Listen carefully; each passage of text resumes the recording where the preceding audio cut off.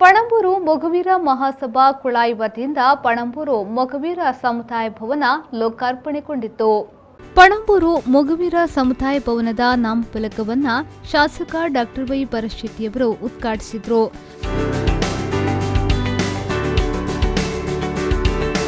ನಂತರ ಸಭಾ ಕಾರ್ಯಕ್ರಮವನ್ನು ದೀಪ ಬೆಳಗಿಸಿ ಉದ್ಘಾಟಿಸಿದರು.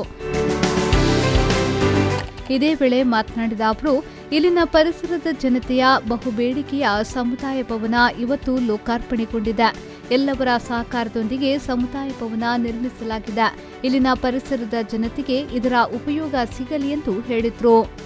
ಖಂಡಿತ ದೇವರ ಆಶೀರ್ವಾದ ಬಹಳ ಮುಖ್ಯ ಇಂತಹ ಕೆಲಸಗಳಿಗೆ. ನಾನು ನೋಡಿದ್ದೇನೆ, ಸಣ್ಣ ಸಣ್ಣ ಅಮೌಂಟಿನ ಕೆಲಸೋದು ನಿಂತು ಹೋಗ್ತದೆ, ಮುಂದೆ ಹೋಗಲಿಕ್ಕೆ ಸಾಧ್ಯ ಇಲ್ಲ. ಆದರೂ ಸಹ ಇದು ಸರಿಯಾದ ಸಮಯದಲ್ಲಿ, ಕ್ಲುಪ್ತ ಸಮಯದಲ್ಲಿ ಈಗ ಇವತ್ತು ಉದ್ಘಾಟನೆ ಮಾಡಿದ್ದೇವೆ. ಸಭಾಭವನ ಆದ ಮೇಲೆ ಮುಂದೇನು ಅನ್ನುವಂಥ ಪ್ರಶ್ನೆ ಎಲ್ಲ ಕಾಡ್ತದೆ. ಒಂದು ಕಟ್ಟಿದ ಮೇಲೆ ಎಲ್ಲರೂ ಸಹ ಸೇರಿ, ಊರಿನವರೆಲ್ಲ ಸೇರಿ ಕಟ್ಟಿದ ಮೇಲೆ ಮುಂದೆ ಯಾವ ರೀತಿಯ ವ್ಯವಸ್ಥೆ, ಸಮುದಾಯ ಭವನ ಖಂಡಿತ ಆದ ಮೇಲೆ ಸ್ಥಳೀಯರು ಎಲ್ಲ ಸೇರಿ ಅದನ್ನು ರೆಂಟಿನ ರೂಪದಲ್ಲಿ ಬೇರೆ ಬೇರೆ ವ್ಯವಸ್ಥೆಗೆ ಕೊಡುವಂಥದ್ದು ವಾಡಿಕೆ ಇದ್ದದ್ದೇ.